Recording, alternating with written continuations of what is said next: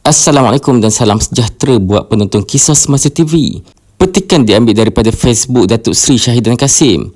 Berharap sahabat saya amat berhormat Datuk Seri Anwar Ibrahim dapat memberikan sokongan agar usul di bawah Peraturan Pensyuarat 18-1 yang akan dihantar pada hari Isnin ini dapat dibahaskan segera, khususnya berkaitan isu dividen KWSP serta cadangan pengeluaran khas sempena Aidilfitri.